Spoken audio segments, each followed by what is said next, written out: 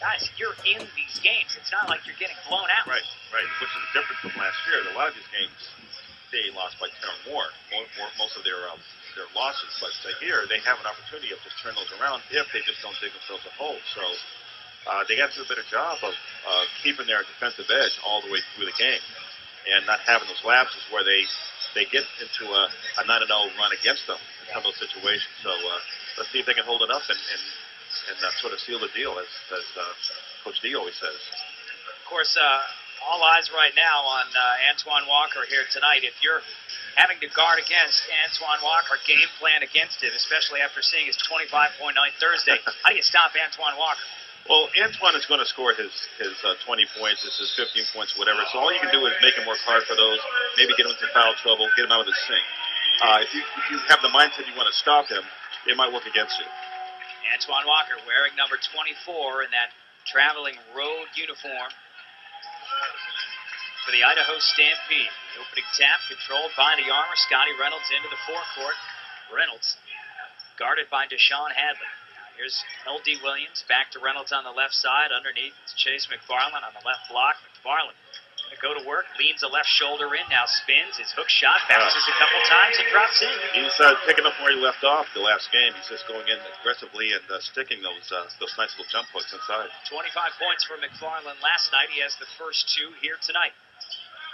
Here's Luke Jackson, former Cleveland Cavaliers #1 pick. Antoine Walker. Back to Jackson. A couple of NBA guys. Is Antoine going to tee up a 3 around the rim? No. Ball tipped on the floor. Jackson goes for the loose ball. It's picked up by Seth Tarver. And Eric Boateng puts it home, and Idaho's on the board. It's James Curry on the right side. Top of the key, it's L.D. Williams. Down to McFarland. McFarland going to go to work with a jumper and all. Already starting to feel it. He can stick those, so that's a good face-up, square to the basket. It's Chase McFarland 4, Stampede 2. Here's Antoine Walker, at number 24. McFarland out to guard him with 2 arms up in the air. Now down underneath, here's a head fake. And Tarver whistled for the travel. Now, Idaho has had their struggles on this season. That is no secret for sure. But with Antoine Walker and Luke Babbitt on assignment from the Portland Trailblazers, they started to have a much different look, much stronger look. Yeah, Stampede's trying to break up a 6-game losing streak right now. It's James Curry for 3, short off the front. The rebound picked up by Vernon Goodrich. He's stripped. Antoine Walker comes away with it. Walker's going to push it up the floor. Walker. So Deshaun Hadley back to Antoine, standing outside that 3-point arc on the left wing, looking to drive on McFarland. Antoine into the lane. Antoine on the left block, puts up a pump. No, the shot missed everything, and Scotty Reynolds back the other way with numbers. Reynolds flips it to L.D. Williams, up and in, but wave it off. We've got an offensive foul called on Scotty Reynolds. All right, that was well played by Luke Jackson. He knew that Scotty was coming in at 100 miles an hour. And James Curry running the wing very well, so he just wanted to give him at the right point. Unfortunately, just barreled through. Jackson will bring it up the floor. By Williams, over to Walker on the left side. Walker underneath. Oh, what a great look under there by Deshaun Hadley from Antoine Walker. You can do so many things on a basketball floor. His critics would say defense is not one of them. We'll see tonight as Goodrich goes up, misses the layup, gets his own board, puts it back up. No, but he'll get to the line.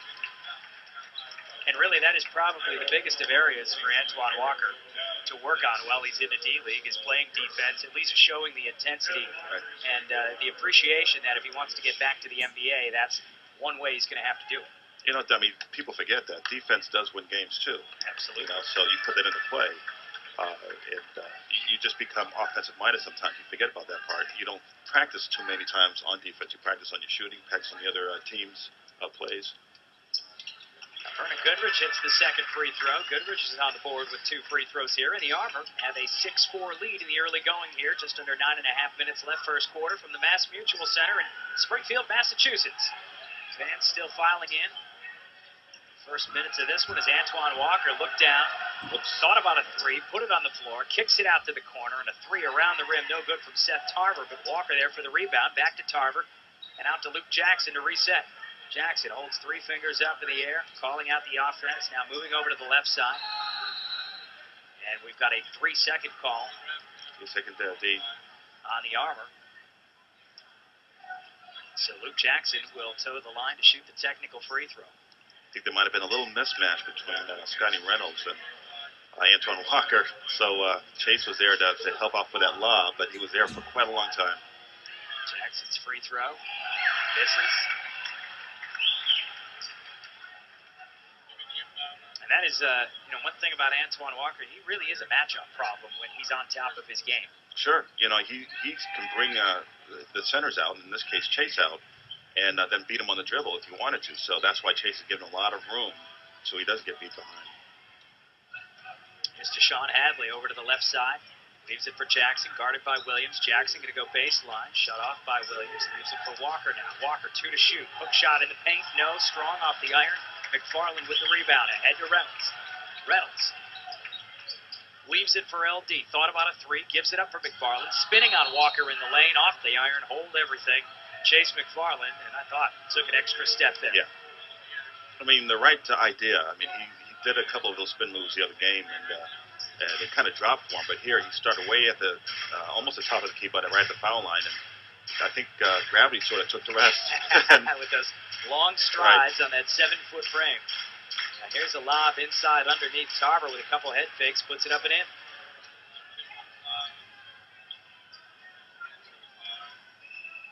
Here's Reynolds back up the floor, tied at 6 now as we approach the 8-minute mark here in the first quarter. James on Curry on the right wing with Tarver out to guard him. Curry with a pump fake. Tarver didn't go for it. Now it's LD Williams on the left side, 6 to shoot. Williams stops just inside the free throw line, around the rim and in. Auburn back out in front, 8 to 6.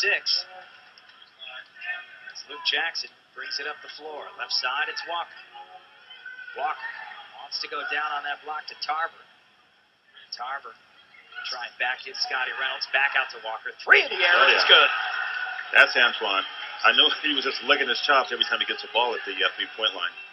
Never met a 3 he doesn't like to take. Don't want to let him get hot from beyond that arc. As Reynolds gets into the lane, off the glass, no. Scotty Reynolds stuck in a bit of a rut here, shooting that basketball, so we've got a whistle. And it looks like a foul on the armor here. Trailing 9 to 8, 7:13 remaining, first quarter. Foul on Vernon Goodrich. So we side out to Luke Jackson, over the center line, over to Antoine Walker. His pass was knocked away by Curry. Jackson there to pick it up, reverse it, too strong off the glass, trickles out of bounds. Last touch by the Stampede, so the Armor get it back here. Sloppy start to the first quarter for each of these teams.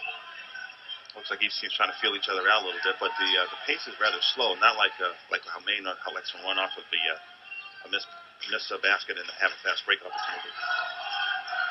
Here's Goodrich, right side to Scotty Reynolds. 9 to shoot. Reynolds back to McFarland, top of the key, jumper short, and the rebound pulled down by Hadley. Hadley pushing it up the floor, floats it around the rim, no. Boateng followed with the rebound, but he stepped out of bounds on his way down. So another turnover here for the Stampede. Casey, I get the feeling we are not going to see a 117-112 shootout like we did here last night, with each team shooting over 52%. Oh, yeah. It's a slower pace, certainly, too. Here's Luke Jackson, great anticipation on a steal. Jackson all alone as McFarland takes a swipe, and that'll send Jackson to the line to shoot 2. Chase McFarland made sure Luke Jackson wasn't going to complete that for a 3-point play, but he almost did anyways. Yeah. I mean, on the other end, Chase was trying to make that pass over to James on, but he was sort of, we can tell he was telegraphing that one. He had the ball way out on his right hand and said, no, run it back. And that's some of the things that Coach Woodard was trying to say is sometimes if the defense takes away one option, you just need to instinctively go to the other. Luke Jackson hits the first free throw. Of course, Jackson, the 10th overall pick, Cleveland Cavaliers, out of Oregon. Second free throw follows the first in. Jackson in his third season here with the Idaho Stampede.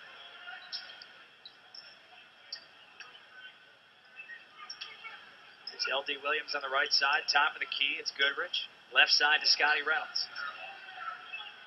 Reynolds looking, 8 to shoot, gets it into McFarland. McFarland, go to work, 4 to shoot, gonna have to hurry, turns away, falling, can't get the shot to go as it was off balance. Antoine Walker wiggles his way up the floor, kicks it over to Jackson, wide open from the right side, back to Walker, wide open three, top of the key, and it's good.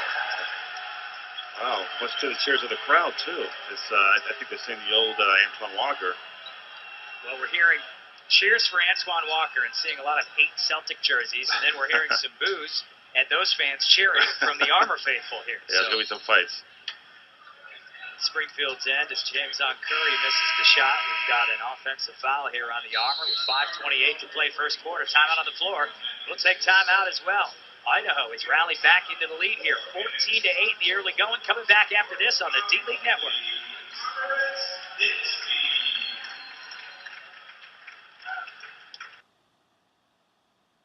Hot. He's only 26% shooting out a three-point arc, so but you don't want to make him an all-star tonight because he'll take that opportunity every single chance he could.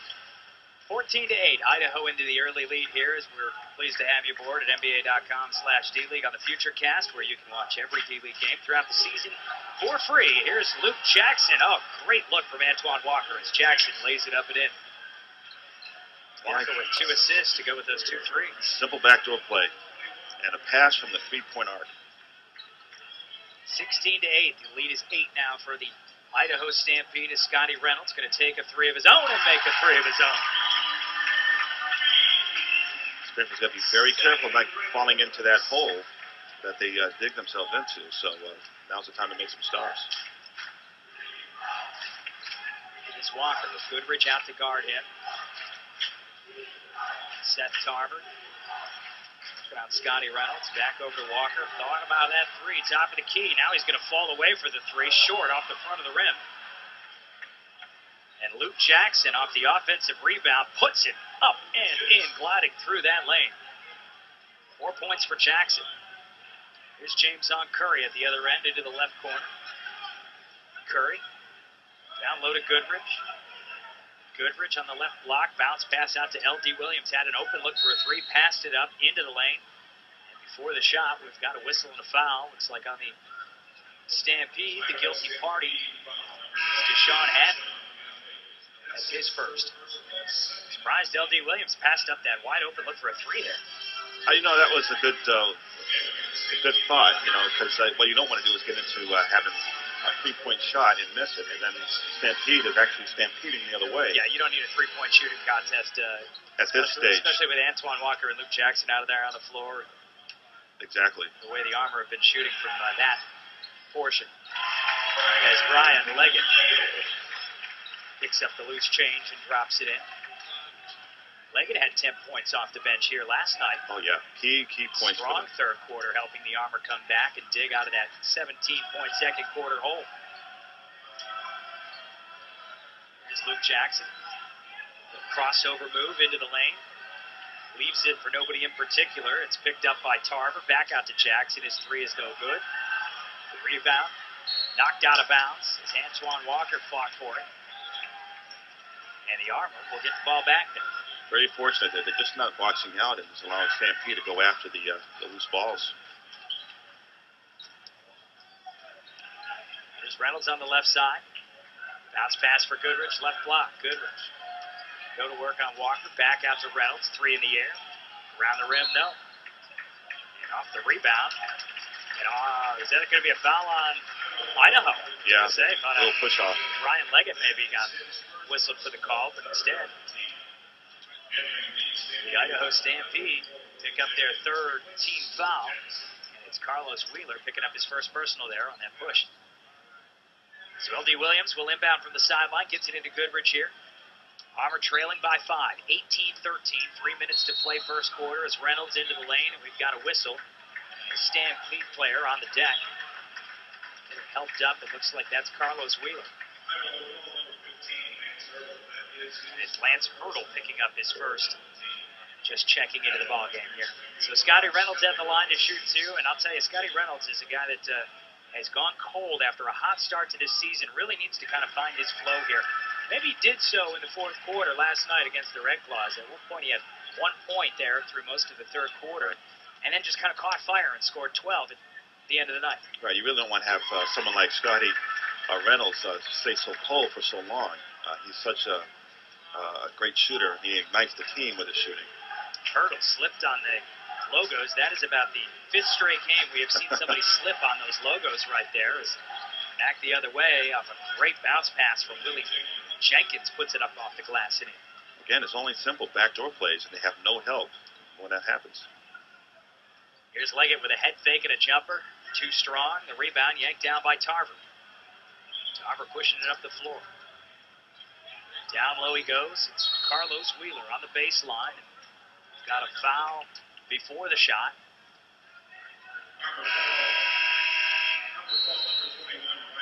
Looks like Brian Leggett picks up his first personal. So timeout on the floor, 2:32 to go. This first quarter is just kind of crawling along here from the Mass Mutual Center. 20-15.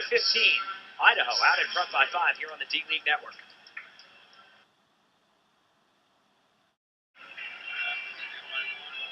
Disappointed a little bit when I didn't go to camp, veterans camp. But not going disappointed, but not discouraged about playing.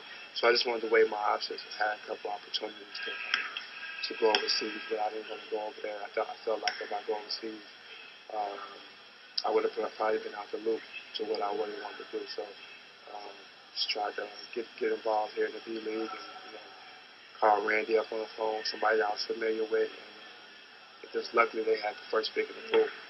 So I got a little lucky with that. I assume making it to the NBA. As Antoine Walker talking before the game here on his decision to join the Idaho Stampede. He has 6 points here tonight on a couple of three-pointers. He has dished the ball very, very well here tonight as well. And, that's a big help having Randy Livingston, not only the head coach, but Greg Minor as assistant. Walker played with Minor. Right. Of course, with the Celtics for a couple of years. There's Carlos Wheeler going to work on the offensive glass. 22-15, Idaho out in front. Slowly pulling away. Jameson Curry calling for Leggett to go into motion here as Curry hands off to Jerry Smith, now in the game, top of the key. Jerry Smith over to Curry. Thought about a three, now puts it into the lane.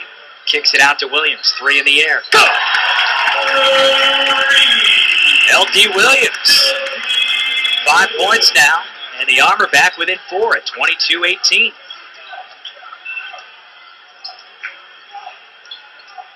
There's Walker, guarded by Goodrich. Walker spinning on Goodrich, puts it up off the glass and in. Yeah, he did the old hook. And he did the old, tried to get away with it as he tried to hook Goodrich and get around him. Hey, give it a shot. As he's trying to get himself back into NBA shape, you got to see if you can get away with the old NBA-type moves. And that was one thing Antoine was talking about this morning with me. He said, the one thing I found through 3 games and now into his 4th here with Idaho is not only do the players play you tough in this league, the referees call these games very tough because everybody's trying to get to the association and trying to get better. Sure. It's a development league for everybody, from the referees to the coaching staff to the office staff and players, dance teams, everyone. So the Stampede with the ball here after the Armor threw it away. And a 4-point lead for Idaho. Walker takes the inbounds pass, top of the key. Passes off to his left to Willie Jenkins. Jenkins going to drive, losing the handle on the ball. Goodrich there to scoop it up. Pushes ahead to Jameson Curry. Curry driving around. Antoine Walker puts it up off the glass. No. Tipped back up and in by Jerry Smith on the offensive boards. Jameson Curry trying to do a zigzag to get Antoine Walker on his heels. Jameson nearly had that shot blocked. Back the other way off the miss. L.D. Williams pushing it back up the floor for the Armor. We're within 2, 45 seconds left, first quarter. Curry down low. Leggett open, puts it up. Misses, gets his own rebound, and it goes back up and in. This stay on it. That's what he did last game, is just stay on the boards and get a lot of key offensive rebounds and putbacks. Leggett now with 16 points in his last nearly 3 quarters of basketball. Stampede with a turnover here, and the Armor with a chance to take the lead here as we're tied at 22. 29 seconds left here, first quarter. And Leggett inbounds to Jerry Smith. Smith will slowly, deliberately bring it up the floor, taking as much time off of that clock as he can. About a 4-second differential between the shot clock and the game clock. 10 on the shot clock, 14 on the game clock as Smith drives into the lane, loses the handle. It's tipped, knocked out of bounds. It looked like Wheeler got a hand in there, but they're going to say off at Jerry Smith, who just plain lost the handle on the ball as he went up there on Wheeler. Yeah, he was kind of strong, which he normally does, and he finishes well. Just with so many hits. 8 seconds left as Hurdle gets it over the timeline into the forecourt to the lane, off the glass high, no. Rebound, pulled down. Curry scrambles with the loose ball as the game clock expires, and the first quarter is in the books, tied at 22 here at the Mass Mutual Center. We're coming back after this with the second quarter on the D-League Network.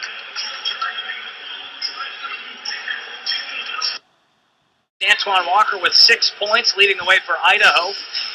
L.D. Williams with 5 points. Brian Leggett with 4 points, leading the way for the Armor here right now. And all things considered, KC, the Armor tied at 22 here. Have to be very wary as they head into the second quarter, because this is usually where it starts to fall apart for them in recent games. They end up digging themselves a hole. They were down by 1, I think, heading into the second quarter last night. Right. So they had a couple of slip-ups with the backdoor plays, and just a hustle that Stampede showed by going after the offensive rebounds. Lance Hurdle, face first on the floor, stretched out there under the basket, had to be helped up. 16 on the shot clock here. And Randy Livingston going to switch things up. Kyle Cuff is whistled for the foul there. I was waiting for that. I figured somebody had to be guilty of some sort of an infraction down there for the Armor, with Lance Hurdle sprawled out there. He couldn't have got there on his own doing. Hurdle will take a seat and rest. Walker threw it into traffic with 3 Armor players picking up the ball as Curry ahead to Jerry Smith, and he will wisely leave it for James on to settle things down here for the Armor. An ill-advised pass there by Antoine Walker. Here's Curry with a head fake, puts it on the floor, kicks it out, Leggett from the corner. Good!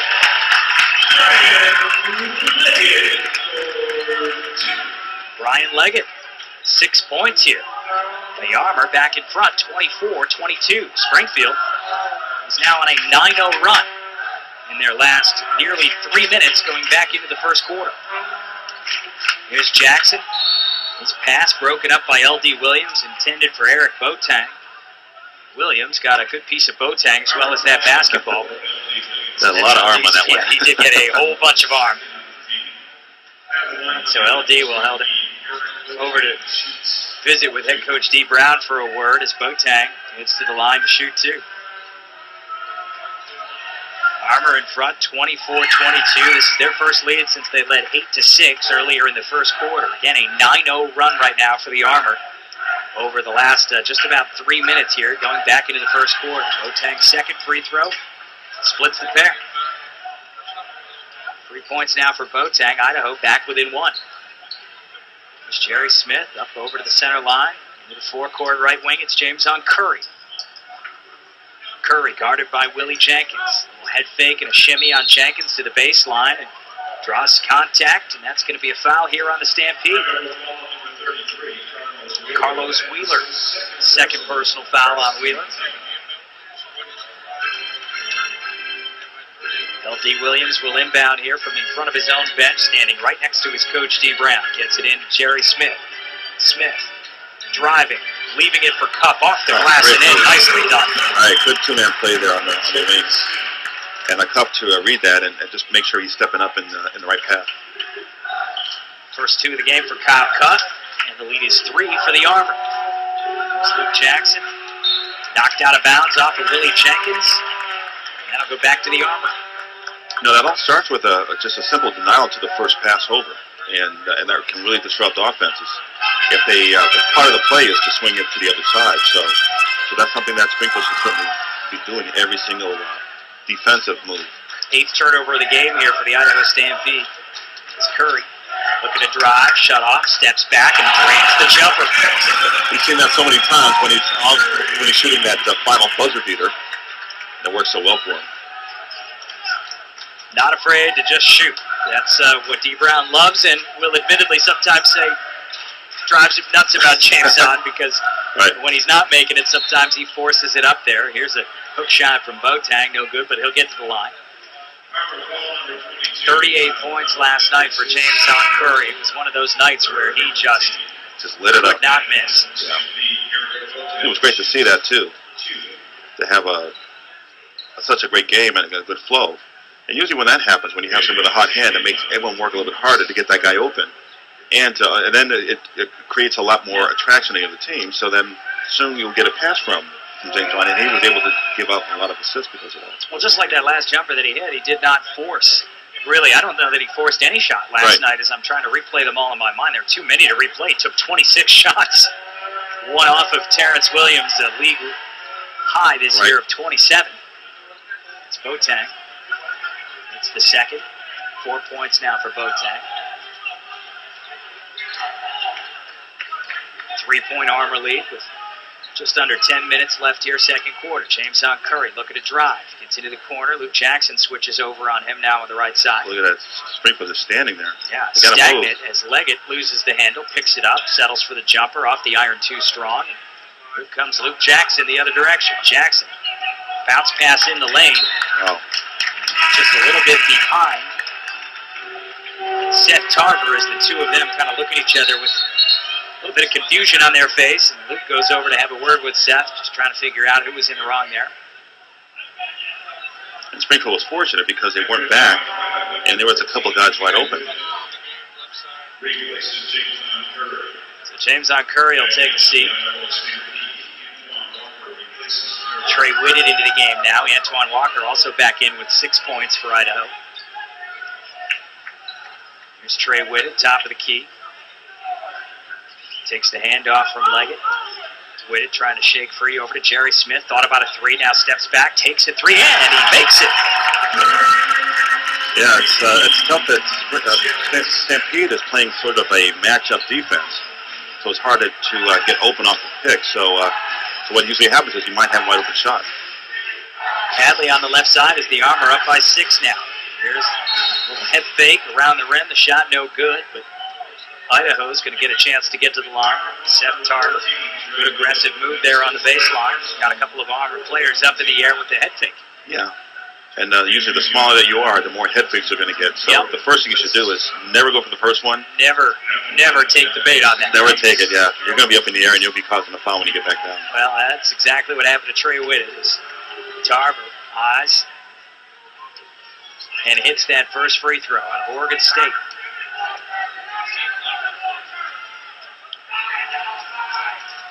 Seth Tarver with 3 points, looking for 4 here with the second free throw. It is up, and it is in. 31-27, it's a 4-point lead for the Armor. Jerry Smith brings it up the floor. Right side, it's L.D. Williams. Back to Smith. Over to Whitted. And on the baseline, it's Goodrich going to take the jumper, and he cans it. Goodrich. Nice little baseline jumper there. He's getting more and more comfortable on that baseline. Yeah. He's kind of finding his way too in the offense and the flow of things, so he's doing a really good job of just stepping up. It's Luke Jackson on the right side with an opening. Now the Armor converge on Jackson as he kicks it back out, takes the hand up, top of the key for 3. Luke around the rim. No, Antoine Walker tips the rebound to himself. Over Goodrich. Walker puts it up short. Leggett off of the tip, gets the rebound and kicks it back out for the Armor. L.D. Williams, deep 2 from the corner, and it's good. That's Jerry Smith doing what he does best, just running it down the court, looking for the first open guy he can find. Set the tone. D. Brown likes it. 7 points for L.D. Williams. 35-27, Armor.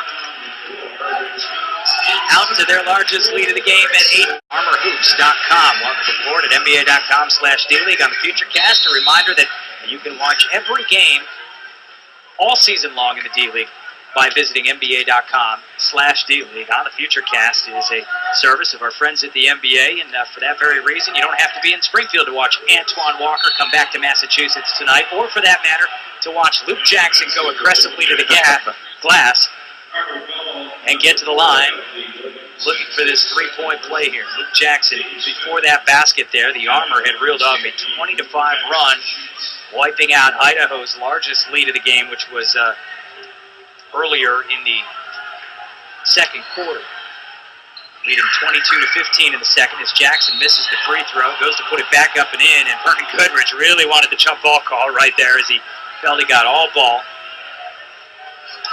But instead, Jackson going right back to the line. That's simple box out. Luke Jackson just doing a great job getting his own rebound and going after it and challenging. Jackson's a very smart player. Yeah, very heady. And really just, it's a shame he didn't get much of a chance there in Cleveland. Remember, I was there covering the Cavs when Jackson was picked with that 10th overall pick, Jim Paxson,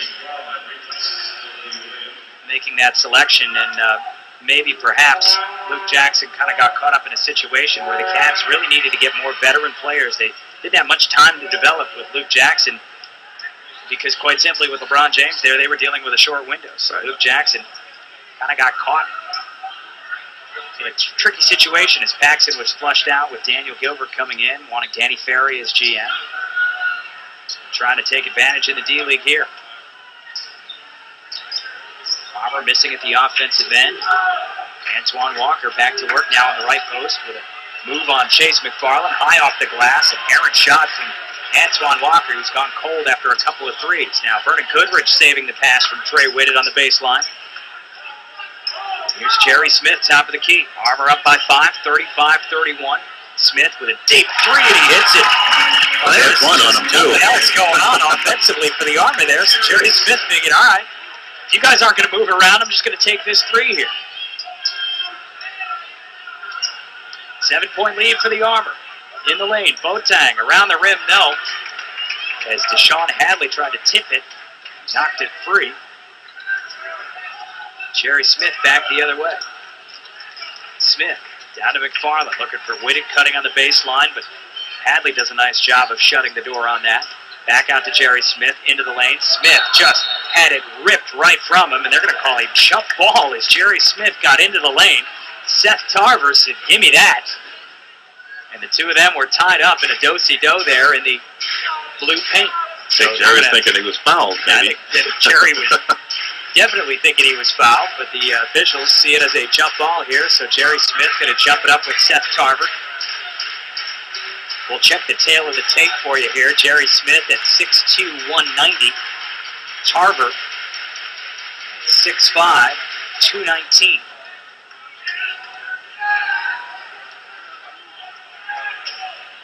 So Tarver wins the tap, gets knocked around, and the Armor end up coming away with it. And here is a deep three to beat the shot clock that rattles around, no. Had to get a quick shot off as there was only 4 seconds left on that clock. So Luke Jackson going to bring it into the offensive end for the Stampede. Idaho down by 7 with 6 minutes left here in the second quarter. Walker lobs it in for Luke Jackson on the left post. Jackson backing in on Trey Whitted, fading away. The jumper's no good. Leggett snatches the rebound away. Ahead to Jerry Smith, pushing it into the lane. Leaves it for Goodrich. Up, no, but Goodrich will get to the line to shoot two. Again, another strong push by Jerry Smith, which he does so well. Usually he can finish it off, too, off of such an explosive move. But found a cutting Vernon Goodrich. Yeah, Goodrich has been playing well, as you mentioned, so much so that I've been hearing talk that Vernon Goodrich is starting to draw the eyes of some NBA scouts here in this early part of the NBA D-League season. That's well deserved. I mean, he worked so hard on this team, so he's trying to do the best he can to get those looks. Goodrich. It's the first free throw with one more coming here. Of course, Vernon Goodrich was in the Golden State Warriors camp. It's a very tough cut for that Warriors team. A lot of them really struggled with letting him go because of his length, because of his ability to block shots, and most importantly, the guy is just so smart. Right. I mean, if you just spend 5 minutes talking to Vernon Goodrich, you walk away thinking, boy, if only I could be that smart. Really just has so much potential here. He's working on it with the Armor. Hold a 9-point lead over the Stampede as Walker gets into the lane, pushing McFarland away with his left and finishing with his right. And Antoine sort of motioning at the ref. He got hit in the elbow on the way up. Of course he did. 8 points now for Antoine Walker. Trey Whitted puts up a jumper. Off the rim, no. As that kind of sailed off to the right there on Trey as he let it fly, and we've got a whistle.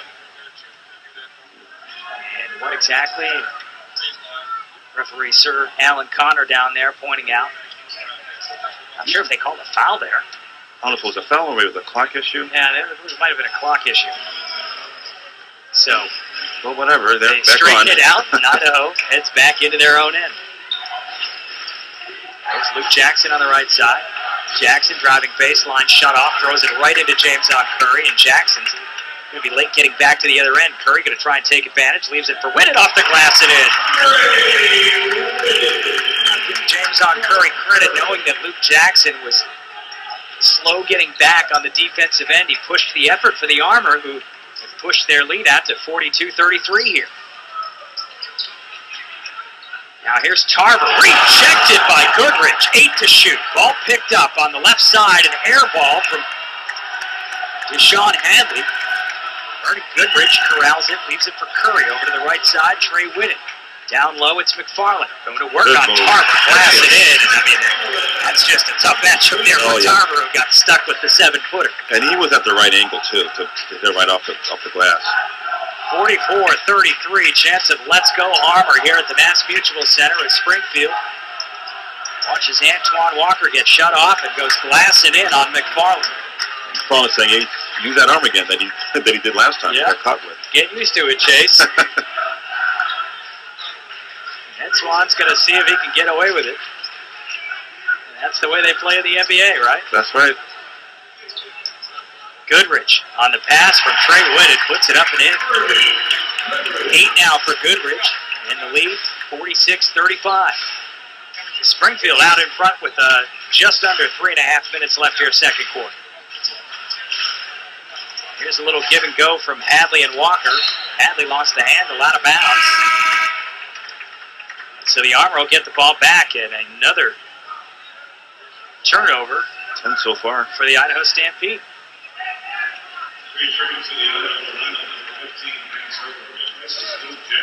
Lance Hurdle back in the lineup. Luke Jackson will take a seat.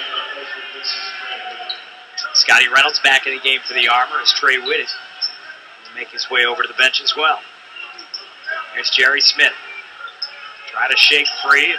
Deshaun Hadley puts up a 3 off the back of the iron, too strong, and the rebound yanked down by Seth Tarver. Tarver brings it up the floor. Curls a pass down on the left block. Up and in goes Carlos Wheeler. Count it, and the foul. Janetta Graham, the referee, calling the foul, turning around as if to look and see, wait, did someone say something a little extra there? Did my ears hear maybe a little extra word or two thrown in there? Somebody to launch a T-shirt up here into the booth for us. So far they got as close as maybe that first railing down there, but I think they might need the gun. We might need to bring the booth down to them, or yeah, we need to get the, which is a staple for mascots, the big, almost looks like a super soaker that they launch those things with. Or I could just go buy a T-shirt at the NBA League team store at nba.com/D-League. Little shop icon up in the top right corner of your screen. You can click on that and finish up your Christmas shopping. Of course, we've still got some shopping to do. for the late ones. I will probably be doing that on Christmas Eve. And I only pray my wife is not listening, because I'm in a heap of trouble if she is. Scotty Reynolds kicks it out to Jerry Smith into the corner. Head fake from James on Curry. Steps in from 3 and hits from 22 feet. Good decision there by James on Curry to opt instead of the 3 for the clear shot on the head fake. I'm sure he wanted a 3, but no, this one is good for the team. And good for a 10-point lead, 48-38 Armor. As we approach the 2-minute mark here in quarter number 2. Antoine Walker with a head fake on McFarland draws the contact, and Antoine's going to head to the line. Oh, a little bump. And McFarland has now drawn a technical foul from Janetta Graham, who clearly heard something from Chase before the break in the action just before. And she had called a foul on McFarland, stopped, whirled around as if daring him to say, did you want to say something else to me? And looks like Chase got that extra word in there, and it cost him. No, he's going to have to learn to keep his mouth shut out there. You can say that she's got her bionic hearing going, so I wouldn't challenge her. Well, she does not put up with any funny business out there on the court. One of the top referees here in the D-League, Janetta Graham. So the technical free throw is a make. Idaho back within 9 as McFarland is going to take a seat. Along with Jerry Smith. Antoine Walker here now to shoot 2 free throws. Walker with 10 points here. Hear the chants of Antoine at the Mass Mutual Center. Walker hits the first. He was so appreciative speaking this morning about the fans here, welcoming him back. Of course, he heard it on Thursday when he was visiting the main Red Claws up there in Portland. That a very big part of Celtics country as well, as Walker misses the second free throw. But he says, you know, this has almost encouraged him to keep going, and he's doing the right thing when he sees that fans fondly remember him and still think he can give it a go here. Right, and he's certainly embraced it. I saw him setting some autographs for some kids here before they started off today. So truly embracing the opportunity of getting back into it. Always gracious. One of the good guys out there in the NBA. And that, well documented, maybe got him into a little bit too much trouble financially because he just admittedly said, look, I had a problem saying no. Right. He wanted to help everybody out. And, you know, one thing that maybe he could teach, he hopes, to some of these kids here on the D-League teams is how to, once you get that money, take care of it. L.D. Williams with a nice move getting into the paint, kicks it out to Scotty Reynolds. Swung over to James on Curry, and Curry, in his exuberance to get to the lane, took an extra step on that head fake there. But if you notice on that exchange, the Stampede just knowing how to come out and challenge you and then retreat and then close out again if the ball is swung around. So, you know, credit to the Idaho Stampede and their defense. Walker to size up Kyle Cuff into the lane, kicks it out, top of the key. A 3 for Hurdle, no good. Curry with the rebound, minute and a half left. Curry trying to shake free at the free throw line, leaves it for Leggett. Underneath, Cuff wasn't expecting that pass, and L.D. Williams on the kick out. He's got a whistle and what? Cuff had his foot on the baseline, or was it a 3-second 3-second call? 3-second call on the arm. Cuff was looking down there at that court as if wondering, did I really spend 3 seconds here in this paint? Are you sure about that? Thought he got out in time, but... You know, we saw a lot of that last year with Kentrell Gransberry questioning the refs, and it ended up just kind of backfiring on him as Scotty Reynolds comes with a steal away from the Antoine Walker pass, then spins free of Walker and leaves it for Curry.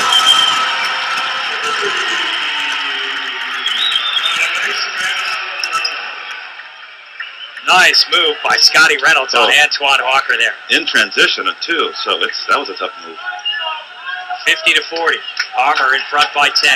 Walker floats it up around the rim and in. You guys got to remember, that's a 6'9" guy doing all that stuff out there, so... Boy, he really redefined that position when he came in for the Celtics. Scotty Reynolds misses the long 3, the rebound put back up and in by Leggett, who says, at the foul. Good job by Leggett, staying in there again, just getting after those offensive rebounds. I tell you, this has been a really solid, almost 4 quarters of basketball with 30 seconds left here in the second quarter, going back to the third quarter last night for Ryan Leggett. Yeah, Springfield's doing a good job of not getting into that hole, so they're playing just, they might have a couple slip-offs, but they're not going to be falling too far behind. Leggett completes the three-point play, 30 seconds on the clock here. About a 6-second differential between the shot and the game clock. Right now, 16 on the shot clock, 22 on the game clock. Here's a catch-and-shoot 3. And a foul of the shooter on a three-point play, which you very well know, KC, you never foul do. a three-point shooter. And you can see D right now. His head is in his hands. No, it is in his hands. What? Boy, if you could just see D Brown right now. He's still there. What a sight down there. He has not picked. Antoine Walker is over there talking to D. Brown right now. Cheer him up. Trying to give him some encouragement. Now D is making his way up off the bench. And, there's a sight. Yeah. And Scotty Reynolds takes a look back, knowing that he doesn't want to hear much of that conversation as Reynolds picking up the foul with 19.4 seconds left here. Hurdle at the line. Wrapping up these three free throws, but that was quite the scene. Antoine Walker going over to encourage D. Brown. Boy, I mean, he held his head in his hands there for a good 6, 7, 10 seconds maybe? Oh, yeah. Maybe longer. 10 seconds left on the clock as Scotty Reynolds going to play for the last shot. Reynolds, 3 seconds, in the lane for Cuff, floats it up, no, and Kyle Cuff is going to get to the line, and Randy Livingston at the other end throwing up his hands as he sees 1.1 seconds left. So Kyle Cuff will get to the line courtesy of Carlos Wheeler. I'll be interested to hear that conversation between D. Brown and Scotty Reynolds. D said at the beginning of the season with Scotty coming in, well, he was excited to have Scotty in here. He was going to be hard on Scotty. Right. And, that's the one thing in Boston right now, Rajon Rondo has really developed under the tutelage of a former point guard in Doc Rivers. But Doc has always said, I'm a little bit harder on Rajon, probably because I played the position. But it's for the best with Rajon Rondo, and D's probably going to do the same thing here this season with Scotty Reynolds as the deep heave after the cut free throws falls short. And the Armor head to the locker room with a solid 10-point advantage here on Antoine Walker and the Idaho Stampede. 13 points in the scorebook for Antoine. Played smart basketball throughout and come up with a W. Right now the Armor do not have a single player in double figures scoring. So they only have one guy, Jamar Brown, who hasn't scored through 2 quarters. And the only reason is because he hasn't played. Yeah. So I think that's a pretty good sign for Springfield distributing the basketball very evenly here as we start the third quarter. And it's Idaho starting with the ball, moving right to left across your radio dial and your web browser as you watch at NBA.com. On the future cast, Antoine Walker takes the handoff in the lane, blocked from behind by Vernon Goodrich, and the Armor coming the other way with numbers. L.D. Williams on the left side. Over to the right. 3 in the air for Scotty Reynolds, and it's good. Well, Antoine Walker was coming down limping a little bit. He might have bumped knees on that last move. And indeed, Antoine limping as he heads back down the floor here. The Armor in front by 13, their largest lead of the game. The layup is a miss from Deshaun Hadley, and Springfield going to push it with James on Curry floating into the lane. And a late whistle coming in here. And it looks like Deshaun Hadley. Nope. Chase McFarland standing beside himself on that baseline. It looks like a moving kick. He's got 2 hands outstretched. Like, what did I do? Going back to my previous conversation in the second quarter with you, maybe what you did was you opened your mouth. Now you're a marked man. Now you're a marked man. I mean, we did see that last year with Kentrell Grantsberry. The more he complained, it felt like the more he drew the ire of the referees. And I don't want to say they were seeking to blow the whistle on him, but let's just say the trigger finger a little bit quicker when somebody's getting under your skin like that. And rightly so. Now here's Boateng as it's poked free by Goodrich. Now gets it back in the lane, flips it up and in. Oh, he was just not going to be denied there. It was Eric Boateng. Luke Jackson going for the steal on the pass. Knocks it in front of the scorer's table out of bounds. So 21 on the shot clock. L.D. Williams will inbound. Scotty Reynolds over to the right side to James on Curry. Curry curls a pass for McFarland. Top of the key. Now it's swung into the left corner. Head fake from Scotty Reynolds. Gets Boateng up in the air and underneath. Vernon Goodrich with a little jump hook for his 10th of the game. A little game of find the open man in that one. 59-46. The lead is 13 for the Armor, their largest lead of the game. Matching a 13-point lead from earlier in the quarter. And an illegal screen called on the Idaho Stampede. Third foul on Boateng. Armor with a chance to really do some damage here on this end. Building on this 13-point lead as Curry switches to his left on the drive. No, but Follow-up. great follow-up from Bernie Goodrich. Picking up where Leggett was. 15-point lead for the Army. Continuing to build on their largest lead of the game underneath. Tarver gets two back on a great look from Luke Jackson. There's another pass from the three-point line. A Zinger right down the lane, so they got to really smarten up and make sure they don't have anyone hanging underneath the basket unattended. There's McFarland turning around on the right baseline, off the rim. No! Oh! Goodrich, yes! With a two-handed rim rocker. Just hanging around. Nothing special. Tarver on the baseline. Knifes his way through off the front of the rim. No, Boateng with the follow. But before that, hold off on the shot as we've got a whistle and a foul on the Stampede. Boateng, the guilty party. And he's striking the Chase McFarland pose there as if to say, what did I do? Be careful. You'll be the next marked man. Fourth foul on Eric Boateng. He will take a seat. Get a pat on the back from Randy Livingston. Scotty Reynolds up the forecourt. It's a bounce pass from McFarland looking for Goodrich. Corrals it after losing it in the right corner. Curry to McFarland at the free throw line, around the rim and in.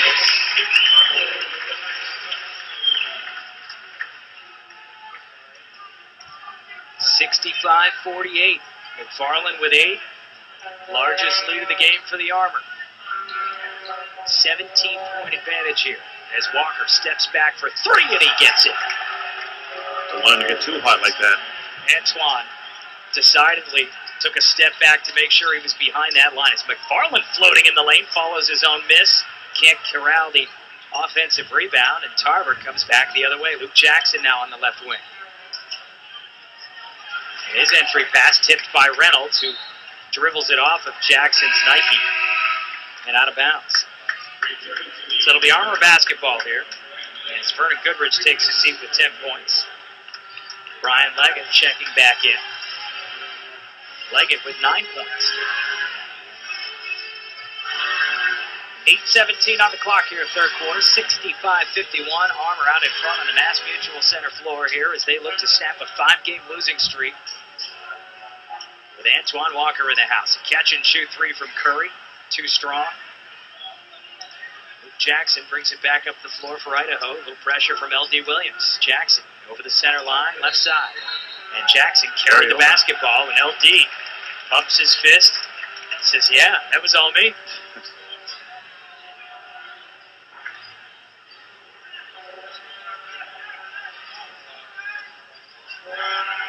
Here's Scotty Reynolds as those Vuvuzelas crank up here. Yeah, somebody snuck those in again. Looked at General Manager Alex Schwerin of the Armor here today. Said, were those Vuvuzelas last night? He just shrugged his shoulders. I don't know anything about that. James Curry with a head fake. Back to LD for 3. Short. Leggett with the offensive board. Keeps it alive. Back to Curry. Soon it's going to start feeling like a World Cup game in here. As Curry off the screen from Leggett. The jumper, no. Ball tipped out to McFarland, and credit underneath, keeping it alive, L.D. Williams. L.D. with the swat. Now here's Reynolds. Picks up his dribble. Curry helps him out. On the handoff, top of the key. Catch and shoot from L.D. Around the rim, no. And the rebound yanked down by Hadley.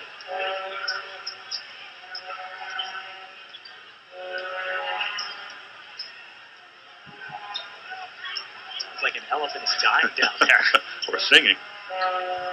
Swung into the corner. Tarver misses the jumper. McFarland corrals the rebound, and it's pushed ahead to Williams. Oh, he had Leggett underneath. His Walker trailed.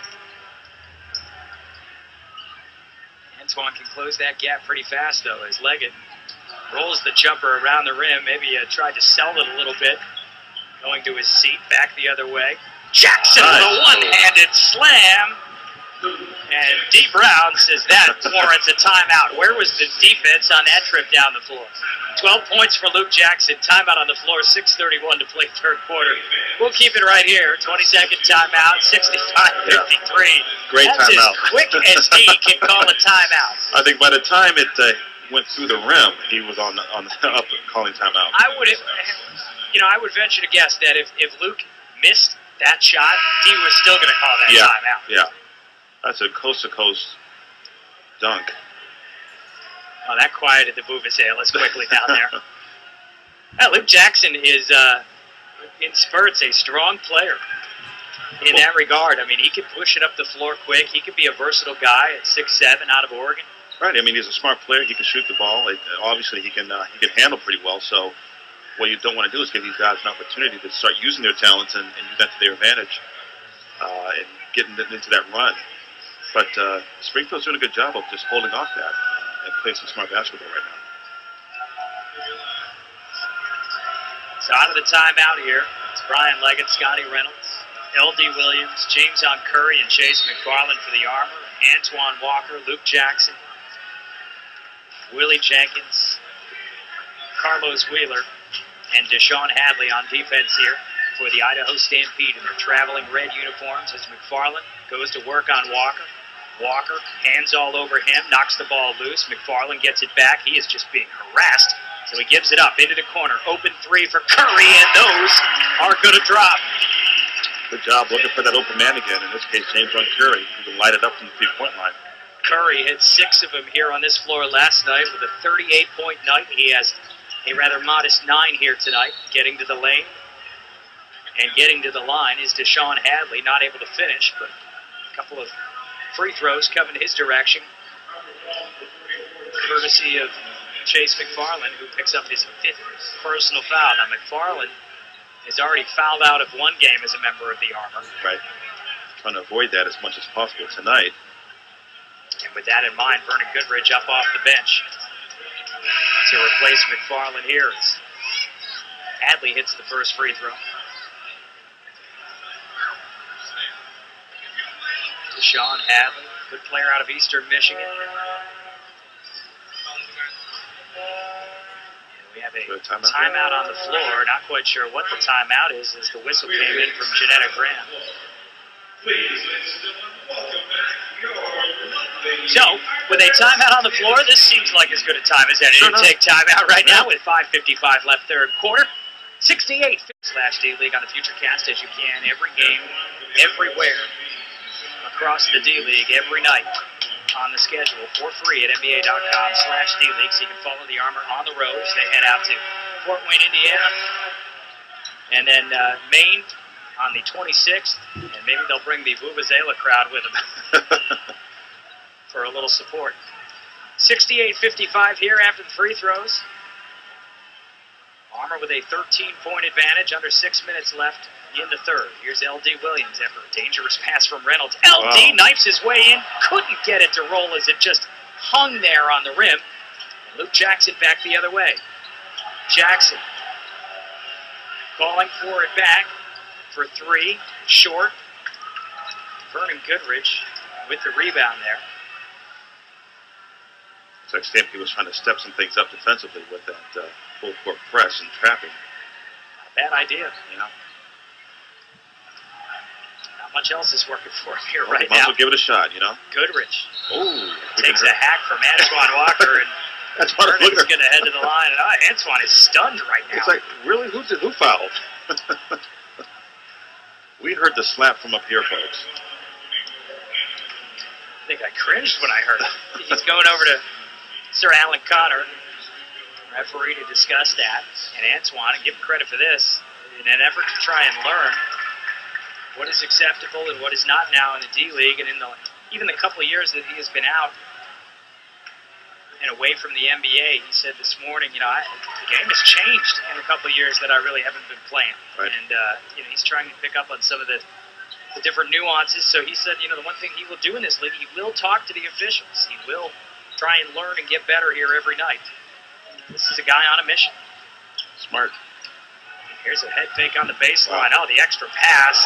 And Luke Jackson just got absolutely rejected by Vernon Goodrich on his way up for a two-handed slam. A little bit greedy there for Luke as Leggett, the other end, misses the layup. And back the other way comes Carlos Wheeler. Wheeler out to the right side. Antoine for 3. Yep. Oh, yeah. You bet. You've been for that. Antoine with a little word for Brian Leggett on the way back down. 19 points now for Walker. He hasn't lost that at all. Little jibber jab. Haven't seen the wiggle yet. I got a feeling we may see the wiggle if Idaho gets back in the lead, but at this stage, Antoine knows it's probably not appropriate. You would hope he knows it's more of a team game right now. Do want to see the wiggle, though. Scotty into the lane. Flips it up around the rim, though. Walker with the rebound. Pushes it ahead. Wheeler has it ripped away by L.D. Williams. But that was one heck of a pass. Yeah, I was just going to say, Antoine put that right in his breadbasket. Williams credit for chasing it down. That was Reynolds. Trying to size up Scott. Luke Jackson on the baseline. Leggett, a couple of steps, misses the shot. And a whistle. Try and sort this out. Looks like it's going to be on the armor here. Vernon Goodrich whistled for the foul. That's his fourth. So Goodrich now has 4. Chase McFarland on the bench with 5. The armor with a 12-point lead as Idaho tries to cut into this on the trip down the floor here. Deshaun Hadley brings it up the floor, right side. Leaves it for Jenkins. Swung over to Luke Jackson on the left side. Jackson starts to his left, moves to his right, picks it up, gets it back. Walker for 3. Strong off the back of the iron. Leggett tips it, fights for it. Ball knocked loose. And here's Scotty Reynolds all alone for Goodrich at the other end, and Goodrich is just assaulted by Willie Jenkins, who was just going to make sure that there was no way Vernon was going to complete that play. And that was a smart play to do it that way. Absolutely the way you got to do it. He couldn't even get it out of his hands. Well, Goodrich looked like he just kind of, after that foul, was going to say something to Jenkins, and then realized, nope, that was the smart play. That's what he had to do. Right. So often you see players at the other end don't foul hard enough, and you end up with a 3-point play when you really need to be a little bit smarter with your fouls. Goodrich hits the free throws. 18 points now for Vernon Goodrich. 14-point lead here for the Armor.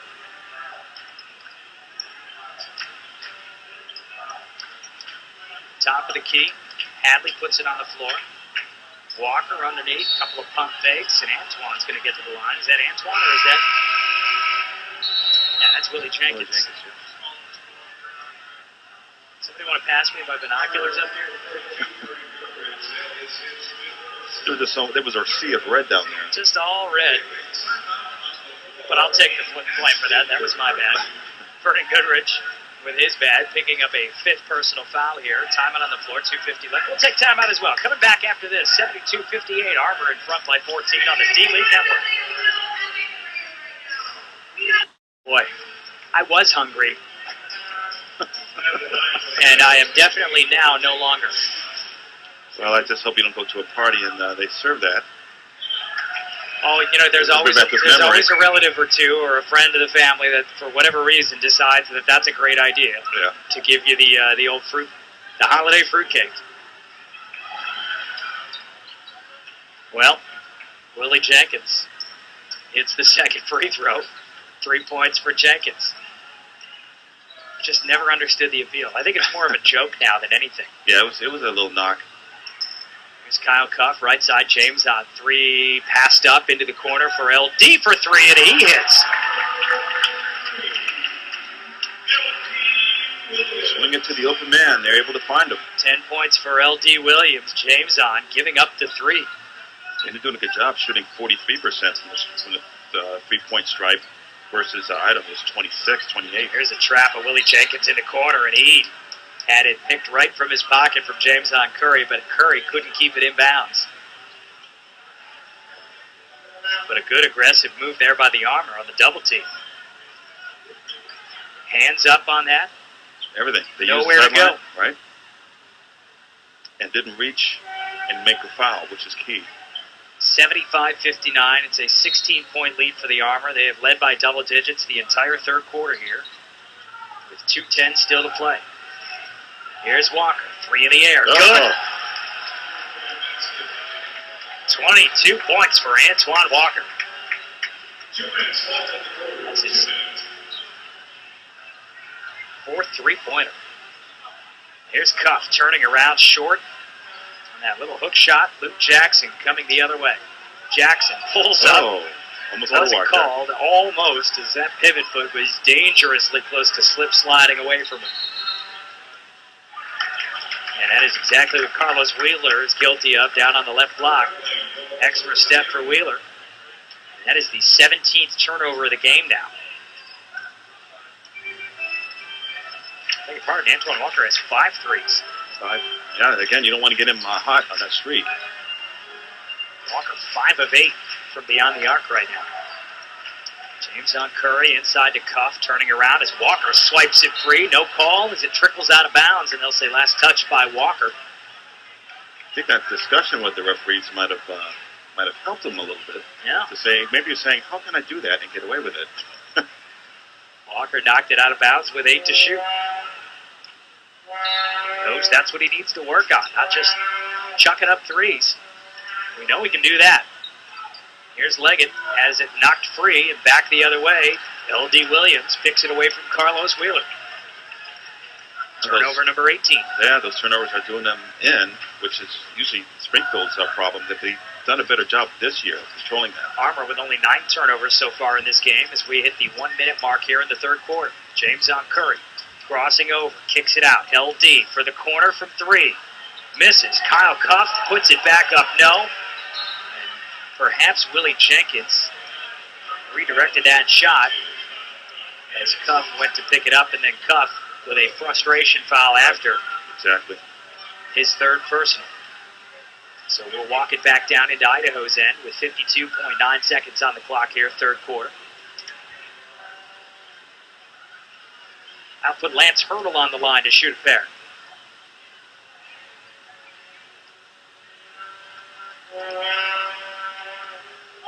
And that'll crank the Vuvuzelas up just a little bit. So what's the deal with those things? Can you play different notes? Can you find it like a? Can I get like a G note on one of those? Or I think that's the whole thing. A? It's just one note that drags, and it just drives you crazy. What's that old skit from Saturday Night Live? Remember John Lovitz on Saturday Night Live? Right. World's most annoying man. It was his tone of voice, wasn't it? I think it was the tone of voice. Just monotone voice. I feel like Will Ferrell did something like that after, too. Well, 3 referees, Sir Alan Connor, Janetta Graham, Marcus Clayton having a discussion over in front of the Armour bench. Luke Jackson coming over as if he's the umpire in baseball to say, hey, come on, let's go. Let's break this up.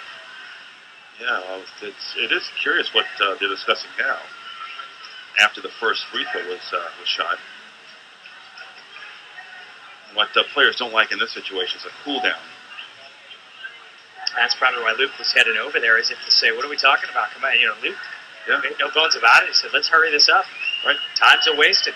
The foul was called, the shot was made, so let's get the second one in. D. Brown and Randy Livingston now over to discuss as well. Sir Alan Connor tries to straighten everything out. Connor's heading all the way back to the opposite baseline now. Yeah, he's heading back over to the sideline now in front of Randy Livingston is saying, no, this should be a side out. So are they taking the point away? I don't know that anybody knows what's going on right now. I think that because of that foul, they thought it was a shooting foul. I think so, and they in the end, determined. We just want to take that back and make it a side out. So they said no foul. So it is, in fact, a side out. Here we go. Idaho coming back up the floor over to the right side. Luke Jackson with a nice move on Williams to the rack. No, but the finish. Carlos Wheeler drawing the foul. Now, who drew the foul? Was it Luke Jackson or Wheeler? The foul's on Cuff, and that's his 4th. 4th there, quick one. I'm going to guess that's going to put Luke Jackson on the line to shoot 2. Yep, indeed it does. I think they took that last foul away from him, so it's back to 3 fouls for Kyle Cuff. I think you're absolutely correct. That foul from before that we had said was the frustration foul. I think that's what the referees were meeting about before, saying there was no foul, in fact, that it's just Idaho ball. So they took it side out. They brought it up the floor. And now Luke Jackson draws the foul on Kyle Cuff. So now it's just 3 fouls on Kyle Cuff. Okay, well, we straightened that out. Glad we could be of help for you. 75-64 as the pass is stolen with some pressure here. Idaho gets it back. Wheeler, no. Jackson, yes. Luke Jackson with a two-handed putback. L.D. Williams into the right corner in the armor. Letting this thing slip away now. Trailing is Idaho by 9. First single-digit deficit for the Stampede this third quarter. James on. Falling away, no on the jumper. Kicked out of bounds. Last touched, it looked like Lance Hurdle with 12.3 on the clock. Indeed, Lance Hurdle last to touch it. This is the first time the Armor have led by anything in single digits in the third quarter. It has been double-digit advantage the entire way until now for Springfield in the third. And off the inbounds, L.D. Williams throws it away. Was it tipped? LD better hope so. Yeah, it was. So the Armor will keep it here with 11.4 now on the clock. LD looking. Gets it in, tipped from behind off of Leggett. And Carlos Wheeler's going to pick up the over-the-back foul there. I mean, Idaho is really stepping up the aggressiveness on their defense, and what Springfield has to do is match that offensively. They're sort of still reaching for the ball maybe, and they were lucky that there was a foul called. But they've got to make sharper moves. They've got to make speed cuts off the picks so they can get open. But they just can't make a lazy move because Idaho is just going to be all over them. Here's Cuff. Antoine Walker very aggressive up on Cuff. 6 seconds as Curry tries to go to work on Tarver. Falls to the ground as he goes into the lane at about the free throw line. Jameson can stay right there because he's going to be shooting some free throws courtesy of Seth Tarver. First personal for Tarver. Curry at the line with 9, looking for 10 and 11 here. And those were 2 quick fouls in 12 seconds for Idaho, so that was smart on James on Curry to try to challenge a little bit because he was all over him. Curry hits the first free throw. Eric Boateng stepping back in here for the Idaho Stampede as Tarver takes a seat. So with 3.5 seconds left here, Willie Jenkins will retreat all the way back to right in front of the Armor bench. Looking to catch a long lob here as Curry hits the second free throw. Luke Jackson gets it in. 2-1. Jackson bumped by Leggett just inside the center line. And he's going to the line. And Luke Jackson will head to the line with 0.4 of a second left. If there was a move that you would hang your head on, that would be it right there. Well, and D taking his index and middle finger and pressing it against his forehead right now, standing in front of his bench. He can't even look as Luke Jackson eyes and tries and gets the roll on that first free throw. Wow, those are the kind of fouls that frustrate a coach with 0.4 of a second left. And while this is the development league, gave 2 back. Just gave 2 points back here to Luke Jackson and the Idaho Stampede. And they will gladly take it. So that's the third quarter, 77-68. Idaho brings it to single digits to end the third, trailing by 9. 1 quarter left here. What does Antoine Walker and Idaho have in store? Can they rally? Or can Springfield hang on tight and finally close out a game and snap this 5-game losing streak? Fourth quarter. And some answers to those questions coming your way after this timeout here on the D-League Network.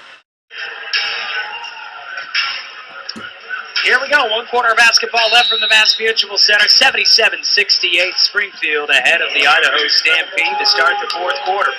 And the Armor starting with the basketball and facing some pressure here. Scotty Reynolds pushing it up the floor. Trying to shake free of Lance Hurdle. Hurdle up closely on Scotty as he moves over to the left side. Armor taking their time developing this offensive set here. 6 to shoot. Cuff on the left block, sizing up Walker, switching to the right side, missing. And Jackson keeps it alive to Walker, who tips it right back to Luke. And Luke limping a little bit as he comes up the floor there. It looked like it. Jackson, well, looks all right driving, kicks it out to Walker, swung into the corner, hurdle for 3. Good. Well, we got a 6-point game now as the Armor have seen their 15-point advantage close down to 6. 77-71. It's a 12-2 run right now for the Idaho Stampede. Curry thought about a 3. Leggett had it poked free by Walker, got it back, hands off to James on with 4 to shoot. James on double team, walked with the basketball, and Idaho is really dialing it up on defense right now, Casey. I'll tell you, it's throwing Springfield off their rhythm. First with the full court press, it brings them down. So when they cross half court, they maybe have 15 seconds to go into their set. But they're taking them too long to get into their set, so they have to do a desperation shot, or in this case, they haven't got a shot off at all. Here's Luke Jackson just inside the free throw line. Doesn't miss those often, but he missed it here. Reynolds back up the floor. The Armor could really use a basket on this trip. Idaho could really use a stop. They've cut the deficit to 6 at the Stampede as Leggett, nice move up and under in the lane, scoops it in. He's just stepping up here each game, or each possession in this case. Hopefully he can keep that up and stay after the boards. A little bit of cushion now for the Armor, back up by 8. Antoine Walker swings it into the corner. Hurdle again for 3, same spot, same result. Back-to-back threes from Hurdle in that corner. And that's just poor defense. You have to play some man-to-man defense, because Luke Jackson is penetrating the gaps and causing guys to collapse on him. 8 points for Hurdle. Idaho's now within 5. Reynolds, a little bit of contact from Hurdle as he tried to get around him on the left side there. Lance Hurdle picking up the personal foul. That's his 3rd. First of the quarter on the arm. Not on the Armor, as the Idaho Stampede picking up the foul here in the quarter. The way things were unraveling for the Armor, I'm just used to saying the Armor are going to get whistled for. They just got to stay on top here. It has been a choppy last 4 or 5 minutes of basketball for the Springfield Armor.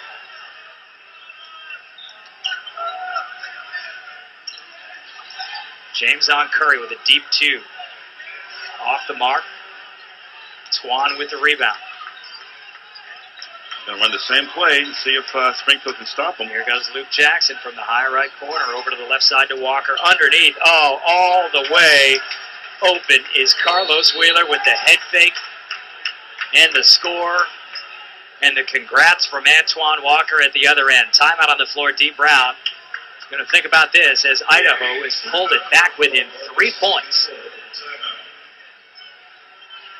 Timeout on the floor. Let's keep it right here with 9:20 left in the 4th quarter. Still plenty of time for the Armor, but still plenty of time for the Stampede here. And KC, how has this unraveled so quickly for the Springfield Armor? Just not even half a quarter ago, they were up by double digits. Right. It's just a lack of defense. They're letting.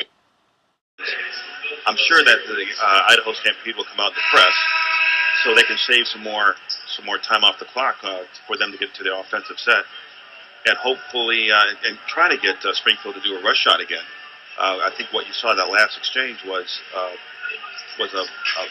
fadeaway rush shot. So yeah, here they are. They're going to start their full court press again and just get them out of their rhythm. The Armor have been out of the rhythm for much of this start of the 4th quarter here, trailing now by 3 as they break down the press. McFarland, who can handle the ball well for a 7-footer. Back to Jerry Smith, right side to James on Curry. McFarland, top of the key, looking to swing it left, nothing doing. Back over to the right to Curry. Curry telling Reynolds to back up, give us some space here as he gets it to Goodrich. Walker pokes it free with 2 on the shot clock. Heads up play by Antoine Walker. You notice that I don't think Vernon had any idea how much time was on the clock, because he was just holding the ball, and now they have 2 seconds, and this is exactly what Idaho wanted to do, was get them to do a desperation shot. And Jerry Smith with a head fake. I'm not sure he had time for the head fake as he tried to get Luke Jackson up in the air. You got to just shoot that. Shoot the ball. It's 2 seconds. You don't have time for that. We learned that the other night at the end of that Celtics-Knicks game, as Amari Stoudemire took his time to set up that 3. Now, it was a beautiful-looking shot, but he didn't have enough time to go through the entire motion that he went through. Just missed it by about a 1/10 or 2 of a second. There's Luke Jackson. He has 18 points in this game, away from the ball. 3-second call on the Armor. 3-second, Technical foul, so that'll put Luke Jackson at the line, shooting the tee. Now the Armor have managed to find the self-destruct button here with 8:45 left in the fourth quarter. Jackson at the free throw line. It's up and good for Luke. 19 points for Jackson. He's coming off a 17-point, 3-assist, 2-steal night against the Red Claws back on Thursday. Luke was very impressive on that night. The same night, Antoine Walker had 25. Walker has 22 here. Jackson into the lane. Can't get it to go, but he had a good, strong move to the basket. Just couldn't finish. Curry with a nice save in front of the bench on the Aaron Goodrich pass. Underneath. Oh, what a look to McFarland. That's what they need. Something there to break up this run. And to get them fired up to play some defense. Yeah, McFarland clapping his hands right now as he pushes the advantage back out to 81-77. A little more breathable and bearable for Springfield. As on the baseline, a two-handed rim rocker from Hurdle on a great look from Walker. And credit Antoine Walker, nodded at Hurdle and said, "Go. I'll get you, young fella." And that was a good feed. Spot on. Scotty Reynolds in the corner, out to Curry. Back in the corner, Reynolds for three, short, and right into the waiting hands of Hurdle.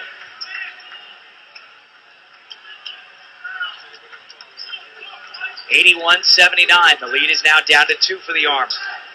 Strap yourselves in. Antoine Walker for three. Almost got it, but a little bit too strong. And Walker, who already has 5 of those on 8 attempts from beyond the arc, is looking for number 6 there. James on Curry. Aormel's a pass for Scotty Reynolds.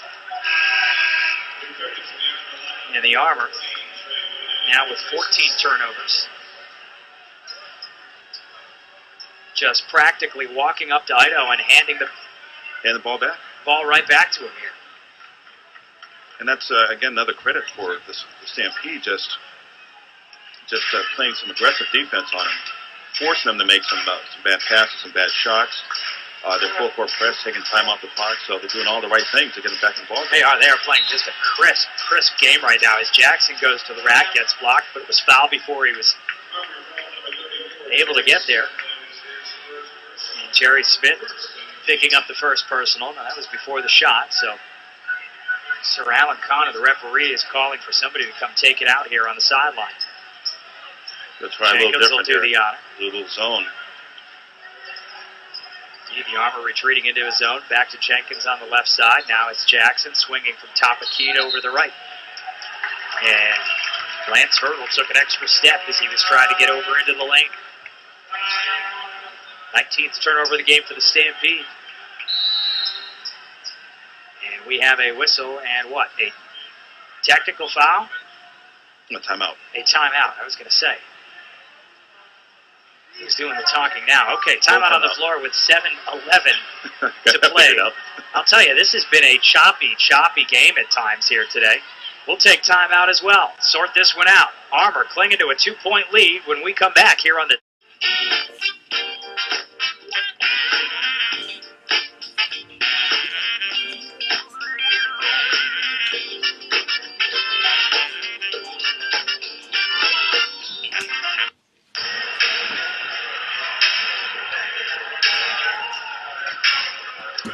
Here we go, 1 quarter of basketball left from the Mass Mutual Center. 77-68, Springfield ahead of the Idaho Stampede to start the fourth quarter. And the Armor starting with the basketball and facing some pressure here. Scotty Reynolds pushing it up the floor. Trying to shake free of Lance Hurdle. Hurdle up closely on Scotty as he moves over to the left side. Armor taking their time developing this offensive set here. 6 to shoot. Cuff on the left block, sizing up Walker, switching to the right side, missing, and Jackson keeps it alive to Walker, who tips it right back to Luke. And Luke limping a little bit as he comes up the floor there. It looked like it. Luke Jackson, well, looks all right driving, kicks it out to Walker, swung into the corner, Hurdle for three. Good! Well, we got a 6-point game now as the Armor have seen their 15-point advantage close down to 6. 77-71. It's a 12-2 run right now for the Idaho Stampede. Curry thought about a three. Leggett had it poked free by Walker, got it back, hands off to James on with 4 to shoot. James on double team, walked with a basketball, and Idaho is really dialing it up on defense right now, Casey. I'll tell you, it's throwing Springfield off their rhythm. First with the full court press, it brings them down. So when they cross half court, they maybe have 15 seconds to go through their set. But they're taking them too long to get into their set, so they have to do a desperation shot, or in this case, they haven't got a shot off at all. Here's Luke Jackson just inside the free throw line. Doesn't miss those often, but he missed it here. Reynolds back up the floor. The Armor could really use a basket on this trip. Idaho could really use a stop. They've cut the deficit to 6, have the Stampede as Leggett. Nice move up and under in the lane, scoops it in. He's just stepping up here each game, or each possession in this case. Hopefully he can keep that up and stay after the boards. A little bit of cushion now for the Armor, back up by 8.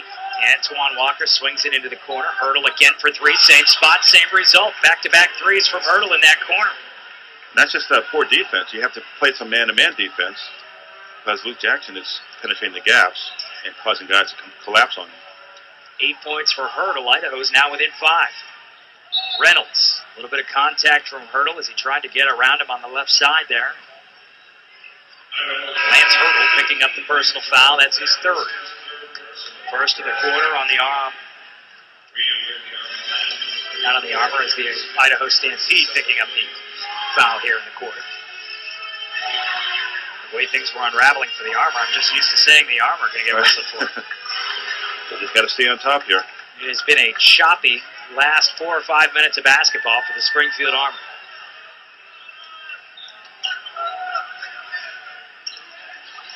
James on Curry with a deep 2. Off the mark. Twan with the rebound. Going to run the same play and see if Springfield can stop them. Here goes Luke Jackson from the high right corner over to the left side to Walker. Underneath, all the way open is Carlos Wheeler with the head fake and the score and the congrats from Antoine Walker at the other end. Timeout on the floor, Dee Brown. Going to think about this as Idaho is pulled it back within 3 points. 2 seconds left to play in the 4th. John Chandler, Casey Jones Jr., John Cabral, the 3rd member of our team, will bring you some post-game reaction. Antoine Walker will be speaking to media afterwards. And judging by the looks of this box score right now for Antoine, he's going to have a heck of a lot to talk about here tonight. Oh, yeah, he's hitting his threes. He's making some moves down in the post area. Getting his team back in here. 24 points for Twan, 7 assists, 4 rebounds, though he has turned the ball over 4 times. He's also blocked a pair of shots. He's hit 5 of 9 from beyond the arc. Here's Trey Whitted with a deep 3, and it's good. Big 3 from Trey Whitted.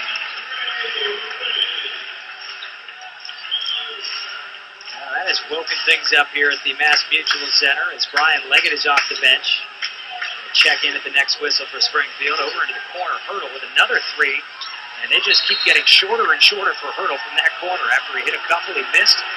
And now we have a foul. Is it on Vernon Goodrich? Yeah. Or is it on L.D. Williams? It's on L.D. Williams. Wow. As Goodrich held his breath there with 5 fouls on the board. Goodrich can ill afford to foul out with Chase McFarland already on the bench. Kyle Cuff also in danger of picking up some significant fouls here.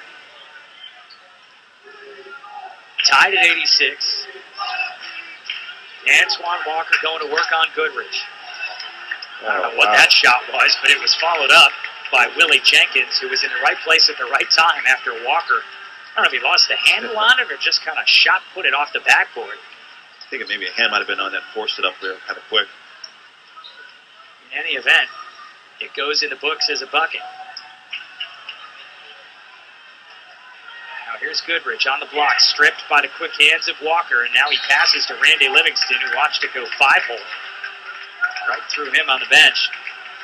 Another turnover for the Armor here. That has been their MO here in the 4th quarter with 16 now.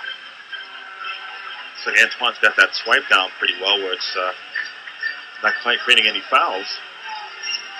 Those are the little things Antoine was talking about this morning, saying he needs to just focus on all that. The scoring he knows will come.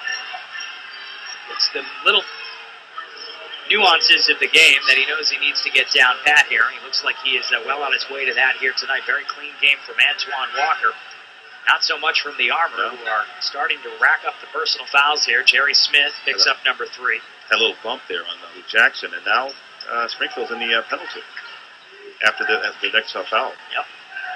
14 fouls for the Armor. Oh, great look underneath. Carlos Wheeler finishing, and Idaho is now ahead by 4, 90-86. 3 minutes left. Time's a wasted for Springfield.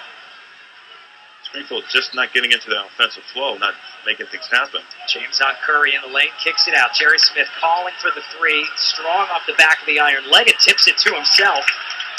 And in the lane, finding Jerry Smith, who lost the handle. Smith retreats back out beyond the arc on the right side.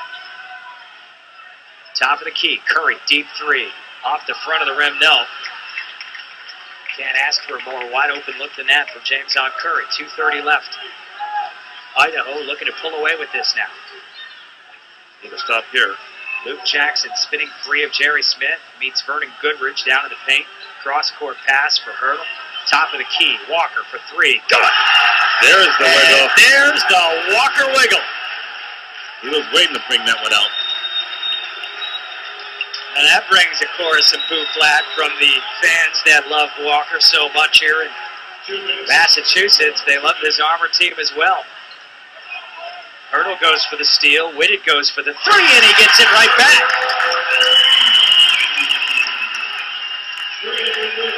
Second 3 of the quarter for Trey Whitted. He now has 8. 93-89. The Armor not done here. Trailing by 4. Need a defensive stop. And they get it. Offensive foul there. Screen by Antoine Walker. Can't wiggle around that. Second personal on Walker. And with 1:41 left, a timeout on the floor. With Idaho leading 93-89. We'll take timeout as well. As this is, it appears, is this a 20 or a full timeout? You know what, let's keep it right here. As this may be a 20-second timeout. We'll keep it here anyways, because we got a lot to talk about right now, quite frankly.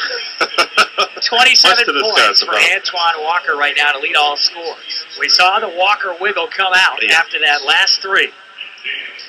But credit the Armor coming right back with Trey Whitted hitting a second 3 in this fourth quarter. But if you look at if there's a shot chart out there, Stampede is forcing Springfield to make those outside shots. Yep. Because they know how to pack it in. They know how to double up on the box and force those passes going back out, and sometimes getting the pick off. So we'll see if Stampede will keep that up, and also if Springfield will be smarter with the ball and maybe try to get some fouls, because they only have there's only 3 team fouls on Idaho, and we're only a minute 41 left. So that's where getting those fouls, getting on the line is going to be a big help. Well, this has certainly been anything but the shooting clinic that last night's game here was at the Mass Mutual Center. The Armor and the Maine Red Claws each over 52% from the field last night. In fact, I think Maine was 53% from the field, if memory serves. 117-112. Maine won that one last night, serving up a 5th straight loss here for the Armor, who really, really would love to snap this losing streak tonight in another close game. Trailing Idaho 93-89, minute and a half left in regulation. Jerry Smith left side to Reynolds. Into the corner, it's Curry driving baseline. Up off the rim, no, and the rebound yanked down and protected with 2 arms over that ball by Carlos Wheeler. That would hurt. It sure did. That was an opportunity that was missed. Hurdle on the left side, going to slow it up on offense. Luke Jackson calling for the high screen. Wheeler says, come find me here. And Jackson finding Wheeler underneath, but it trickles out of bounds. Who was that off? It was off of Springfield, is what the officials say. It was off of Kyle Cuff. Kyle Cuff with a smile on his face to suggest, I'm not so sure about that. 4 seconds to shoot for Idaho, 1:05 on the game clock. 4-point advantage for the Stampede. Luke Jackson will inbound, baseline right, just as soon as we mop up the condensation on the floor. That's where Jackson went down, I think, so I'll make sure no one slips on that. 4 seconds, plenty of time for Idaho, the way they've been shooting the ball here in the fourth quarter. And certainly with Walker out there on the floor, capable of anything. Long inbounds from Luke Jackson to Hurdle. Hurdle driving into the lane. He's got Walker open in the corner. Didn't see him, missed the layup. And Trey Whitted comes away with it. James on Curry, pushing it up the floor. Kicks it out to Reynolds on the left side. Top of the key, Smith going to drive after hesitating. Floats it up and in. Oh, smart move. He knew that if he kept going forward, he's going to pay the charge. He went straight up and wasn't able to get the offensive charge. Armour back within 2, 93-91, 45 seconds and counting here in regulation. Antoine Walker calling out instructions as he cradles the ball with his right hand and now dribbles with his left. Hurdle on his left side. Back to Walker. Tees up a 3. Off the front of the rim, no. The rebound fought for, won by Wheeler. Off the side of the rim, no. Tipped. Reynolds keeps it alive. Luke Jackson back out to Antoine Walker. 20 seconds left, and here's the foul from Jerry Smith. 93-91, Idaho with a 2-point lead. Jerry Smith with the foul, picking up his 4th personal. And that'll put Luke Jackson at the line.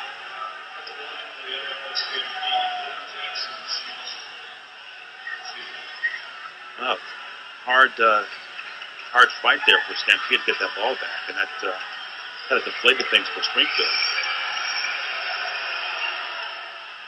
Luke Jackson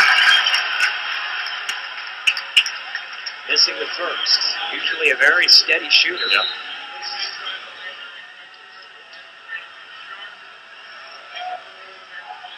93-91 as Chase McFarland is up on his 2 feet, the only Armour player up and on the bench standing. You have to wonder how this game would be different had McFarland not fouled out. Jackson hits the second. 20.2 seconds on the clock. The Armour trailing by 3 with a possession to tie here. Timeout on the floor, and we will keep it right here as we have more than paid the rent. But we'll see what happens if they're able to spread it out. But Stampede, they know how to match up, and they know how to go out and close out on those jump shooters. So this will be pretty interesting how they size up here. All right, out of the timeout, you've got Vernon Goodrich, James on Curry, Jerry Smith, Scotty Reynolds, and Trey Whitted, who already has 2 threes in this quarter to keep this close here for the Armour. 94-91, Idaho in front by 3. Late minute substitution off the bench here for the Stampede. Checking in here, Seth Tarver. Somebody's going to have to sit down, and it's going to be Luke Jackson taking a seat. A little bit of quickness. Randy Livingston satisfied with the matchups here. Carlos Wheeler will step right in front of the face of Trey Whitted on the inbounds. Whitted gets it into Reynolds. 19 on the clock and counting. Scotty Reynolds on the high left wing, calling for a screen, gets it from Smith. Tarver switches out on Reynolds, driving, wide open look to the lane, floats it up and in, and the Armour are going to have to quickly foul, and James on Curry does so with 6.8 seconds left, and it's now a 1-point Idaho lead. And smart decision there by Reynolds as Idaho gave him the open lane to the basket. Right, they did make sure that the shooters were not there spotting up on the threes. Didn't get exactly a quick 2. So it got them right back in the same situation if these free throws are hit. And then they'll have to go for a quick 3.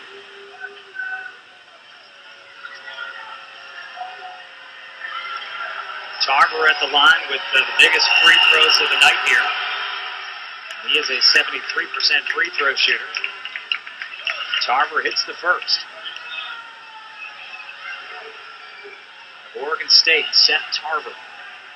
Getting some words of wisdom from Antoine Walker. Tarver. Second free throw is up. Off the back of the iron strong. Goodrich with the rebound. And the Armour going to push it. 3 seconds, 2 seconds. Trey Whitted all the way to the basket. Puts it up and Whitted gets fouled. Wow. Gutsy move there. Are you kidding me? Gutsy move. Gutsy call.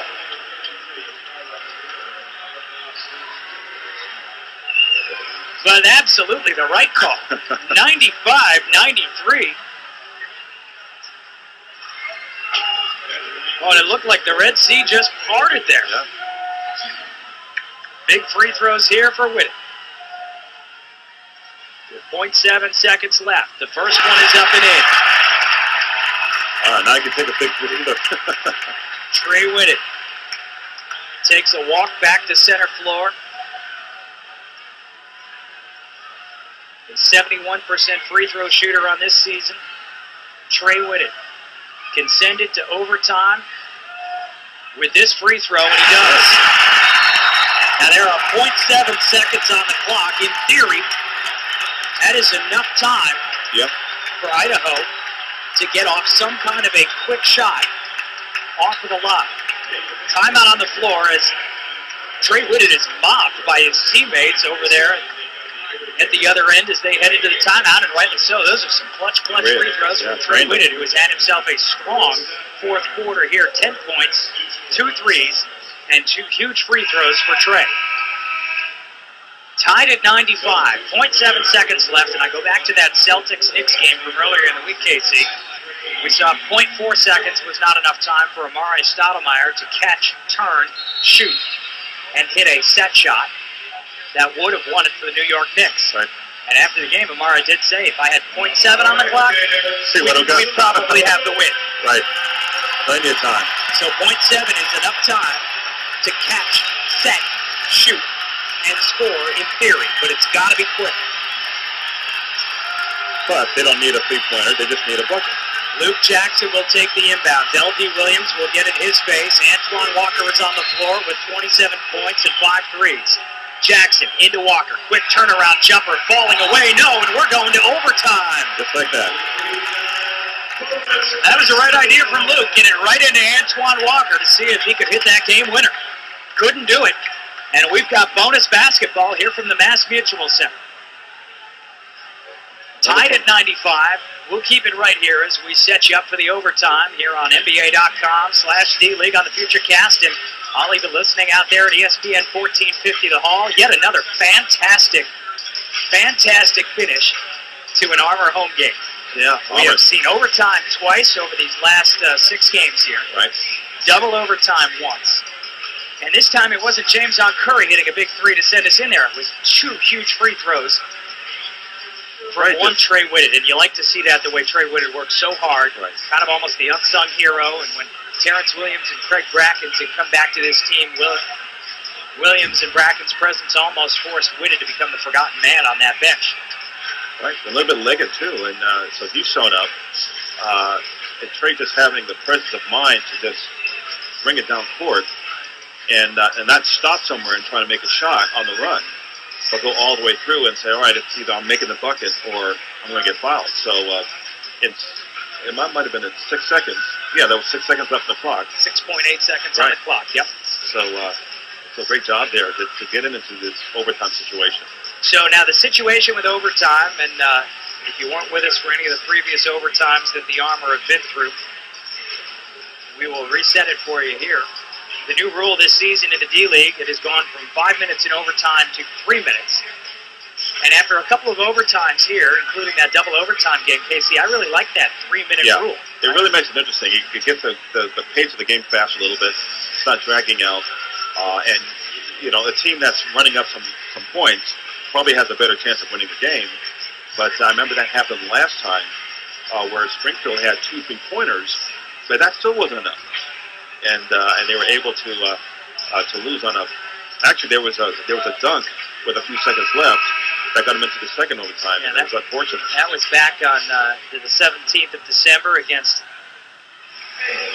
the Austin Toros. I'm a little off on my calendar there. It's the 11th of December against Austin, where Lance Thomas was able to hit that two-handed dunk shot off of the extra pass from Cardell Squeaky Johnson, who just tormented the Armor in those 2 games here at the Mass Mutual Center last weekend. Well, there was no Squeaky Johnson out there for Idaho tonight, but Luke Jackson and Antoine Walker have been more than enough for the Idaho Stampede tonight. Jackson with 20 points on 5 of 13 shooting. He hasn't hit a 3, but he's 10 of 13 from the free throw line.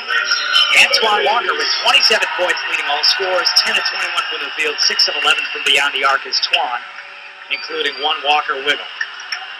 The opening tap for this overtime session, controlled by the Armor, despite Luke Jackson's best attempts diving after Scotty Reynolds. Well, Jackson is reset. Reynolds calling for the high screen from Goodrich. Doesn't quite get a good one. Gets it out to Curry on the right side. Jackson with a head fake. Can't quite shake free as Willie Jenkins came out to check in. Reynolds into the corner. Deep three off the back of the iron strong from Trey Whitted. Luke Jackson will slowly work it up the floor now for Idaho. 20-point night here for Luke Jackson, coming off a 17-point night against the Red Claws on Thursday.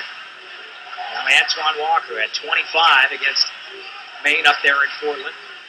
Back to Jackson, over to Walker, had a wide open look at a three. Curry came over at the last second to change his mind, and we've got to travel. Wow. Antoine Walker had a wide open look at a three for just a brief moment there. And credit James on Curry for forcing him to just kind of change his mind and make him second guess it. Have you ever seen Antoine Walker pass up a three? Well, like you said, you've never seen a 3-point he didn't like. And that one, he just passed it right up. And he's probably beating himself now. Looked like he was talking to himself actually on the way back down the floor, so I think you're right about that. Scotty Reynolds going to take hurdle baseline, pulls up, the jumper's good. Real tough shot there. It wasn't much offense, but Scotty Reynolds just trying to take whatever the defense is giving him.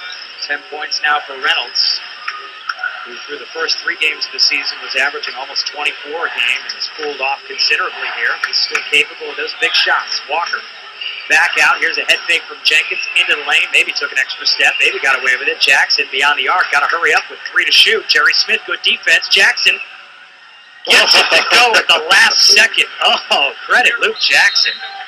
Hanging in there to get that shot despite Jerry Smith's best efforts. Yeah, all over him there. Timeout on the floor. We'll keep it right here. 1:24 left in overtime. This is a quick 20-second timeout. And Luke Jackson, with 22 points on that hanger, has been a handful to deal with here for the Armor. But there was a little bit of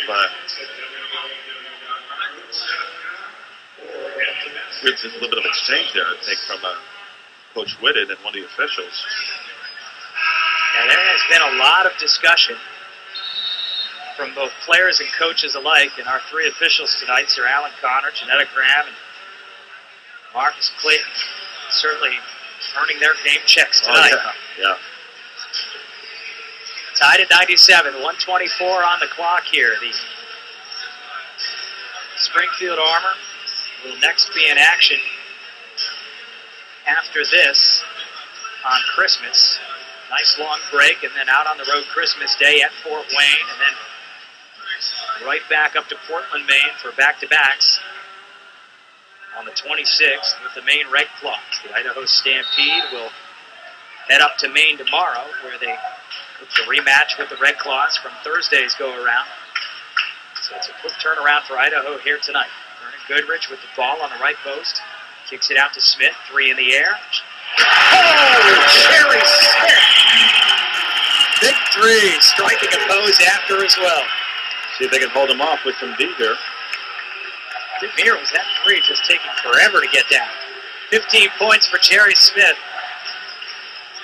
Admiring that final 3, but Idaho quick to score at the other end. Oh, Willie Jenkins left it short. Idaho can ill afford that. 197. The lead is 3 for the Armor with a big offensive possession here. Stampede need to D it up on this end. Scotty Reynolds trying to get around Lance Hurdle. Here's a deep 3 from Reynolds. Oh, he rattles it home, and that could be a backbreaker. I think so with 32 seconds left. Scotty Reynolds with a wave as if to say, go home. That should just about do it. 103.97, unless Antoine Walker can come back and hit a big 3. And get fouled. And Antoine is very much capable of that, mind you. Yes. But that's got to feel good right now for the Armor. Scotty Reynolds with 13 points, matching the number on his jersey. A couple of big shots here in overtime. 32.4 seconds left. Still time for Idaho, but not a lot.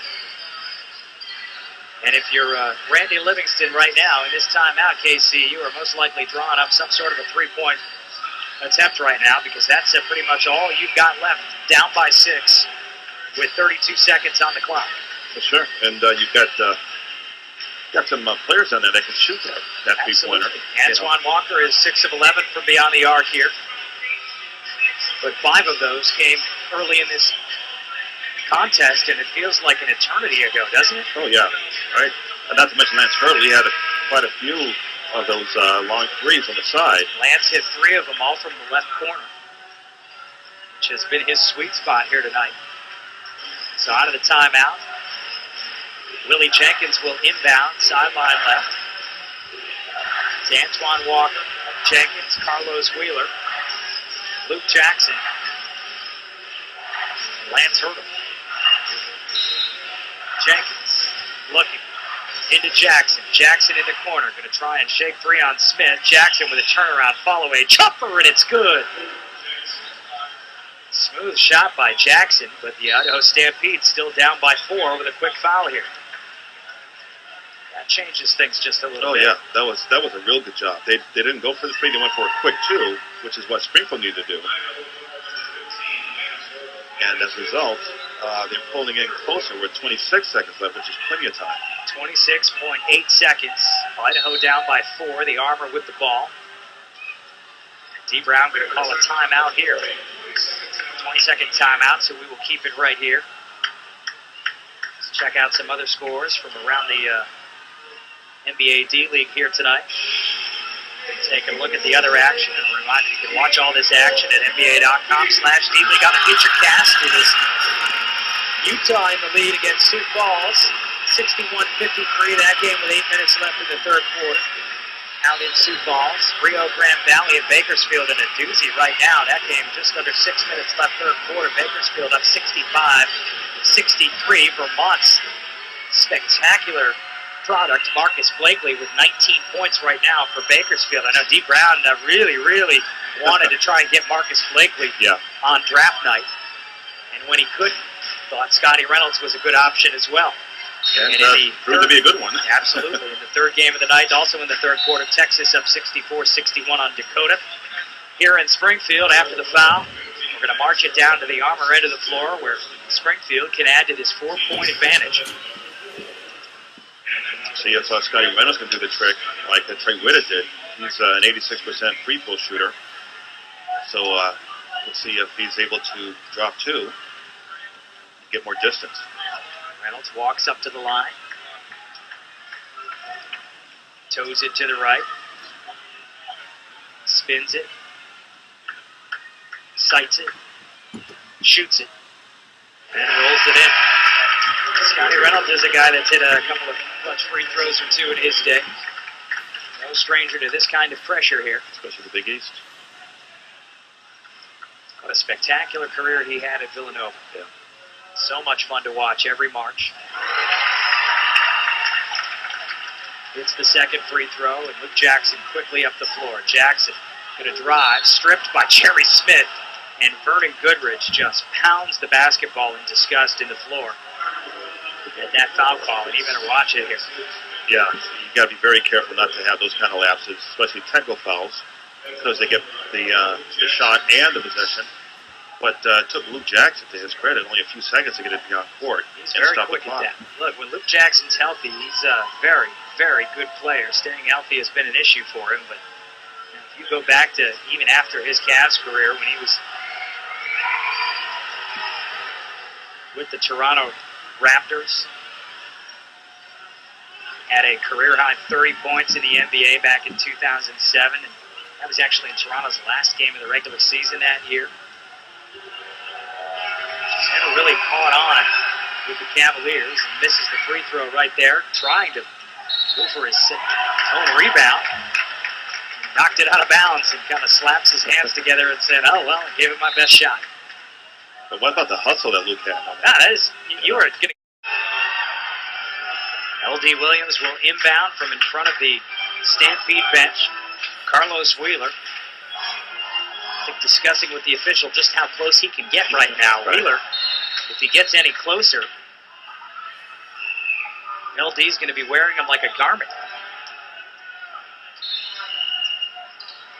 Wheeler waving two hands in his face. LD gets it into the backcourt to Reynolds, who is quickly fouled as Willie Jenkins gave chase from all the way at the other end. And that's the man you want fouled if you're the Springfield Armor. Scotty Reynolds heading to the line to shoot a couple more. Trying to take advantage of all that court, see if he can run away from and get some clicks off the clock there.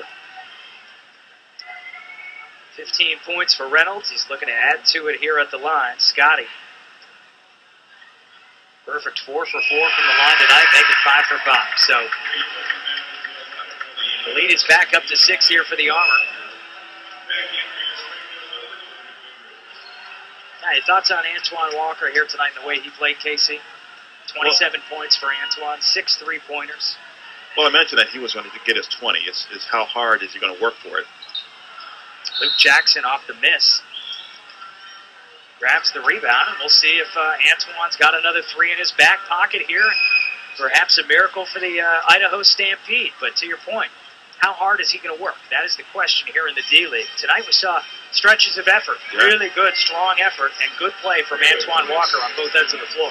And so he's certainly getting better at each game, better and better. So it's only a matter of time before you start to see the true Antoine Walker for all 4 quarters. But this game isn't over yet. It's 15.9 seconds left. And I remember Luke Jackson was able to go full court in less than 6 seconds to stop the clock and get a foul call. So this is going to be interesting how Idaho is going to play this. If they're going to go for a quick 2 again, or go for a 3, because you got Antoine Walker out there, and you got Carlos Wheeler that's out there. So Springfield just got to beware. Coming out of the timeout, joining Walker and Wheeler, Luke Jackson, Willie Jenkins, and Lance Hurdle. The Armor will counter with Trey Whitted, Scotty Reynolds, L.D. Williams, James on Curry, and Jerry Smith. Jenkins looking, into Jackson, into corner, 3 in the air. Around the rim, no. L.D. Williams with a big board. And a quick foul from Willie Jenkins, but that should just about wrap up that with 11.6 seconds left. L.D. Williams marching it down to the other end of the floor. So how wide open was Luke Jackson? Got a good look. It's so again, they were very, very lucky Springfield was, and that he didn't drain that, and that would have been just a couple of seconds off the clock. Very impressed with the way Luke Jackson has played here tonight. L.D. Williams misses the first free throw. I'll keep this thing interesting, I guess. Second one coming here. I mean, you really root for a guy like Luke Jackson to get another look somewhere from an NBA team. So 107-100 is the advantage here with 11.6 seconds left. We will keep it right here with a timeout on the floor.